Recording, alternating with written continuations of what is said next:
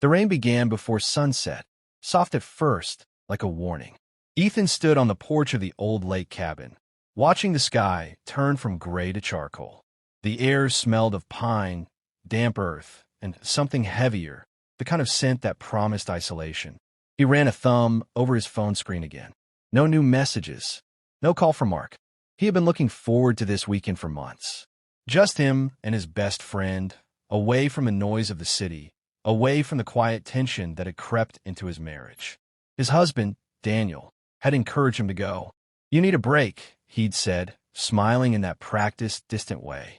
Ethan had smiled back, pretending not to hear the hollow space in Daniel's voice. When the headlights finally appeared through the mist, Ethan felt a rush of relief, until the car door opened. It wasn't Mark. The man who stepped out was older, broad-shouldered, his soaked leather jacket clinging to him like armor.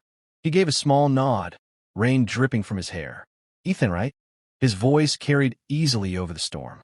"I'm Lucas, Mark's uncle." Ethan blinked. "His uncle?" "I thought. Mark got pulled into some last-minute mess at work. He asked me to come in his place. Said you shouldn't spend the weekend alone." The words landed awkwardly, but Lucas's tone was easy, unbothered. There was confidence in him, the kind that doesn't ask for permission to exist. Ethan hesitated, then stepped aside. "Come in before you drown out there." Inside, the cabin was warm but lonely. A single fire burned in the stone hearth, its light throwing shadows that seemed to move with intent. Ethan poured 2 glasses of wine, mostly for something to do. Lucas accepted his with a half-smile, the kind that hinted at secrets. They sat across from each other, 2 strangers connected by absence. Ethan studied him in the flickering glow, the faint scar near his jawline, the roughness in his hands, the quiet composure of someone who had already lived through tea. "So," Lucas said, setting his glass down, "how long have you and Daniel been married?" Ethan stiffened slightly at the question. 8 years. "That long," Lucas murmured. "Must be something to keep it going." Ethan managed a small laugh. "Something, yeah. Mostly habit." Lucas's gaze lingered, not invasive, but aware. Habits can be lonely. The silence that followed wasn't empty. It hummed, alive and curious. Outside, the storm deepened. Inside, the fire cracked, and something unspoken began to take root. Ethan glanced at the clock. Only 8:40. The night was still young, and already it felt like it was holding its breath. He didn't know why his pulse quickened when Lucas's fingers brushed his while reaching for the wine bottle. It was nothing. Just contact. Just warmth. Still, he didn't move away. In the distance, thunder rolled, long and low, like the earth itself was exhaling. Ethan lifted his glass again, pretending to drink, pretending not to notice that the night had changed. And somewhere in the back of his mind, he knew. This wasn't the weekend he had planned. It was the one he'd remember. The storm grew heavier as the night deepened, drumming against the cabin roof like a heartbeat that refused to quiet. Ethan and Lucas sat closer now, not because of the chill, but because the silence between them had changed shape. It was no longer awkward, it was charged. A candle flickered on the small wooden table, its flame bending with every gust of wind. The light carved their faces in gold and shadow. Lucas leaned back, his voice smooth, almost teasing. "You don't talk much about Daniel," he said. Ethan traced the rim of his glass with one finger. "There's not much to say. We've grown comfortable." "Comfortable," Lucas repeated, tasting the word like something bitter. "That's another word for quiet misery, isn't it?" Ethan's lips parted, ready to deny it, but the truth caught in his throat. Instead, he looked toward the window, where rain streaked like veins of silver. "I used to think comfort meant safety. Now it just feels like distance with nice furniture." Lucas gave a low laugh. "You sound like a man who's been waiting for something to happen." Ethan met his gaze. "And you sound like a man who's already done too much of that." Their eyes held, steady, deliberate, almost daring. Then Lucas broke the stare with a slow smile. "Maybe, or maybe I just know what it's like to want something you shouldn't." The words hung there, heavy and deliberate. The fire popped. Ethan shifted in his chair, feeling the warmth crawl up his neck. He told himself it was just the wine. It wasn't. Lucas poured another drink, his movements unhurried. "So tell me, Ethan," he said quietly, "when was the last time someone looked at you like they really saw you?" Ethan's breath faltered. "I don't remember." Lucas leaned forward slightly. "Maybe that's the problem." Something inside Ethan tightened. Not fear, not even guilt yet, just awareness. The kind that lingers beneath the skin, where words can't reach. He wanted to look away, but couldn't. "I shouldn't be talking like this," Ethan murmured. "Then stop me," Lucas said, his tone soft, almost a challenge. Ethan didn't. The firelight trembled, the candle shrank lower. Lucas's fingers brushed against Ethan's hand. A small, testing motion. Ethan froze, but he didn't pull back. For a moment, neither of them moved. The world outside the cabin disappeared, leaving only two men, a storm, and the pulse of something they couldn't name. Then Ethan rose abruptly, breaking the spell. "I need some air."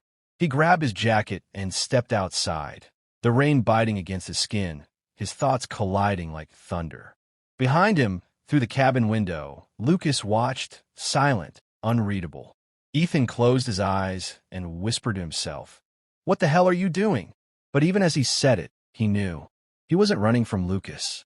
He was running from what he wanted. The rain had turned violent, hammering the roof like a warning no one would heed. Ethan stood at the edge of the porch, the cold wind slicing through his shirt, the storm soaking him to the bone. Every drop felt like a confession he couldn't voice. Behind him, the cabin glowed, warm, dangerous, alive. He heard the door creak open. Lucas stepped out, his voice low, almost swallowed by the rain. "You'll freeze out here." Ethan didn't turn. "Maybe I need to." Lucas came closer, footsteps steady on the wet boards. "Running from something?" Ethan let out a short laugh. "Myself, maybe." Lightning split the sky, and for an instant, their faces were carved in silver and shadow. One restless, one composed, both marked by the same quiet hunger. Lucas stopped beside him, close enough that Ethan could feel his breath mix with the rain. "You don't have to do this," Ethan said, his voice trembling between fear and want. "I'm not doing anything," Lucas murmured. "You're the one standing still." The word struck something deep inside him. Not anger, not desire, but release. He turned, and for the first time, he didn't overthink. The space between them disappeared. The kiss was neither gentle nor rushed. It was inevitable, born of weeks, maybe years, of unspoken need. The world shrank to the sound of rain hitting wood and the warmth of a mouth that felt like both sin and salvation. Inside, the firelight shimmered against wet skin and shaking hands. The air was thick with salt and smoke and something heavier, the ache of being seen. Ethan's pulse raced, not from lust alone, but from the terrifying intimacy of being wanted without expectation. Lucas moved with quiet certainty, every touch deliberate, reverent, asking without words. When it ended, the silence was deafening. They sat by the fire, wrapped in towels, their breathing uneven. Ethan couldn't look at him. The weight of what they'd done hung in the air, sweet and bitter in equal measure. Lucas broke it first. "You don't owe me anything." Ethan shook his head. "That's the problem. I already gave you something I can't take back." Lucas studied him for a long time, eyes soft but certain. "Then don't take it back. Just understand what it means." Ethan's throat tightened. "It means I crossed a line. It means you felt alive," Lucas corrected. For a long moment, they said nothing. The fire burned low, and dawn began to creep through the fogged windows. Lucas stood, pulling on his jacket. "Some moments aren't meant to be repeated," he said. "That's what makes them unforgettable." He placed a folded note on the table, then looked back once, not in regret, but recognition. Ethan didn't move. He couldn't. As the door shut behind him, the cabin felt unbearably quiet. The storm outside was ending, but inside Ethan, it had only just begun. The lake was quiet when Ethan woke. The storm had passed, leaving behind a sky rinsed clean and a silence that felt almost cruel.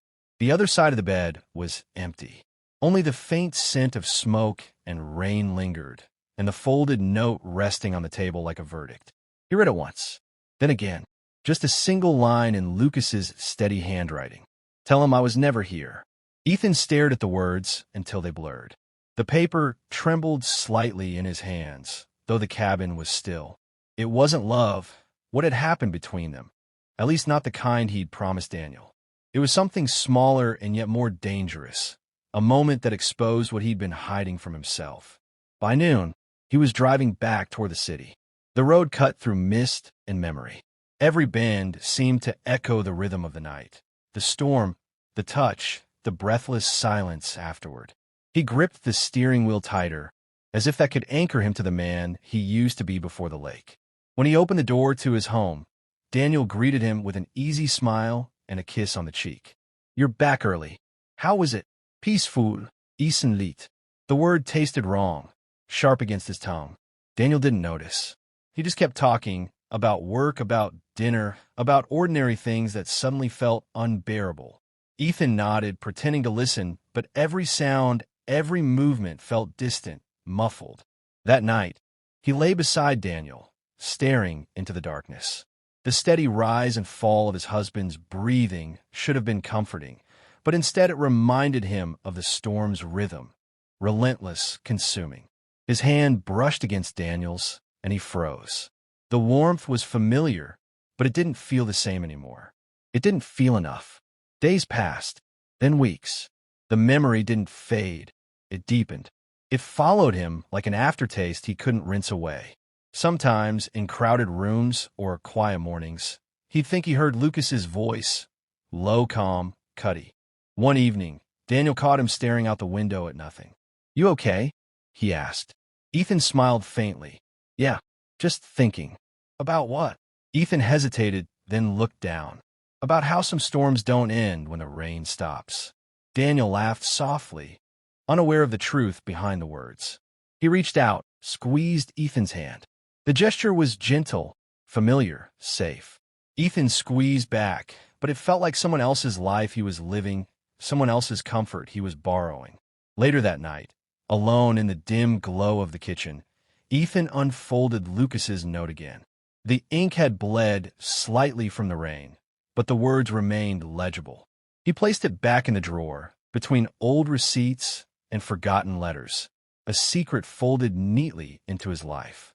Outside, wind moved through the trees, soft and persistent. Ethan closed his eyes, listening. The storm was gone, but its echo, the ache of it, would never leave.